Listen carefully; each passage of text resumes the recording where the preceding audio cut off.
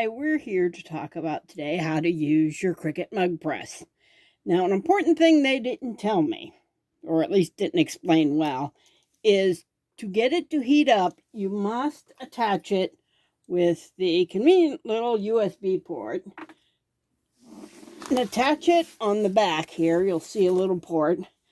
Attach it to your computer and then log into your Cricut account. It won't heat up unless you do. But now we're going to set it up so that it heats. You push the red button on top and start it heating up. There are things you are going to need. You're going to need a heat barrier, which this is just an old ironing board cover to put the cup on, and it's already heating up. You're going to need cups to put it on, and some of these I got for 99 cents or for 39 cents at Michael's. They were in the clearance aisle, so we're using those. I used I'll show you the edge here.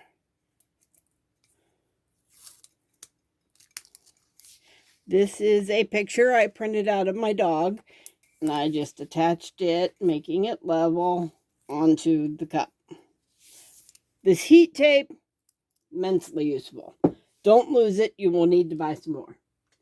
You can do individual cuts where you cut them out. This is a CMV for my daughter. This is another one where I printed the whole thing out. I wrote Cordelia's name and cut it out. There are others here. Most of them are cutouts. Some of them use infusible ink. Some of them use sublimation printer stuff. You can do either. And let's check this and see. It's getting there. I taped all of them on to the zip. Now, if the cup wasn't a Cricut cup, I treated it with polyacrylic. This stuff is wonderful. You spread it onto the cups. Some of these are dollar store cups. Some of them I got, like I said, I got 39 cents. Put the polyacrylic on, let it dry overnight. I always put a second coat on just to make sure, let it dry overnight, and then they're ready to use. And I'll come back when it's all heated up. Okay, our Cricut mug press is all heated up, and as you can see, the little light on the top is now green. So we're ready to use it. Now, these regular mugs just go in, the handle sticking out, and you press down the little thing. It grabs hold of it. And the little lights on top will change as it gets ready. And I'll be back when this one's done.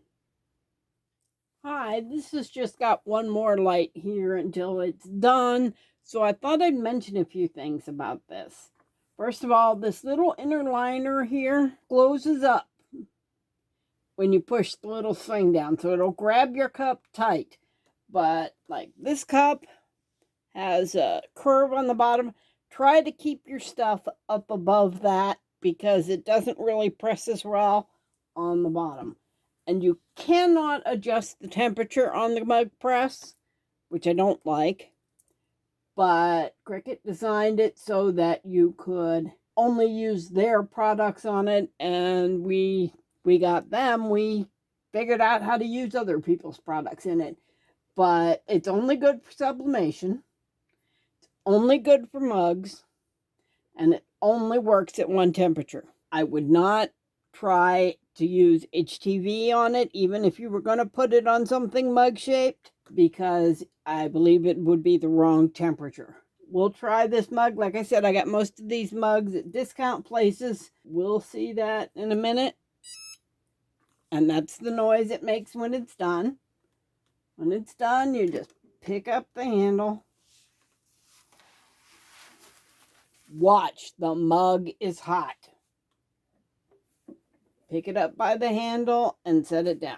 And move on to the next one because that one's going to take a while to cool. Do not touch it until it's cool. But you can sort of see around the edges, if you look real close, that it's already starting to work. Now, these mugs. I love these mugs. And this one has pictures of my daughter that you'll see when it's done. But the big flared end Makes it a special case. Turn it upside down. Put it in the same way.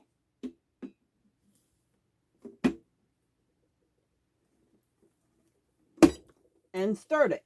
Now, this we can start to take off. Ooh, that's still a little hot. But and take off the first bit of tape here. And I haven't tried reusing this tape yet, so I don't know if that's going to work, but we'll see.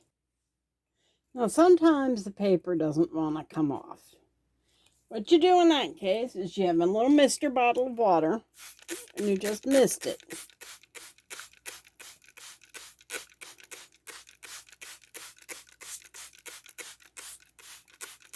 Soak it pretty well, and they should come right off.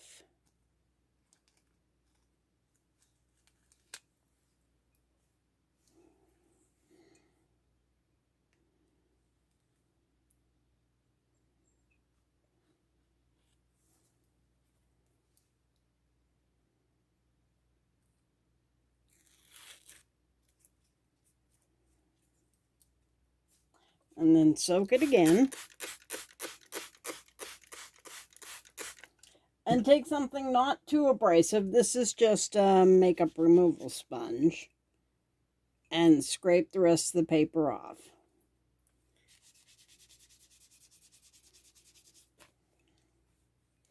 This mug is pictures of my daughter, Cordelia, for my mother, because she doesn't hang a lot of photos on her wall, and this way she can still have some photos of her daughter. Now, this corner is something I want to warn you about. When you put the tape down, make sure the stuff you want to be on there is below the tape. I put this picture on first, and then put this one on, and didn't realize that the tape was covering part of that. So I'll probably remake this one for my mother, but that's how you can do that with sublimation paper. By the way, this was one of those mugs that is not a Cricut mug that I treated. Here's another one I did, where I did the same thing with the tape. I had the tape across there. This one's for Cordelia. It says CMB. And I've got to clean this one a little better because some of the paper is stuck there. But let me show you some of the other ones I've done. We have this one that was done with the infusible ink, and this one was done with the sublimation printer. It's for me. You can see they both work. Those two mugs are the Cricut infusible ink ready, as they say. Another key thing to remember, if your thing has writing on it, make sure you mirror. I've started just mirroring. As soon as I get it done, mirror it, and then make it, because that way I don't forget. But this has been Carmel, the Crazy Cricut Lady. I've got a few more mugs to do here. I'll show you them all when I get done. But this has been how to use your mug press. And here are all the glasses that I've completed so far with my Cricut mug press. Have fun!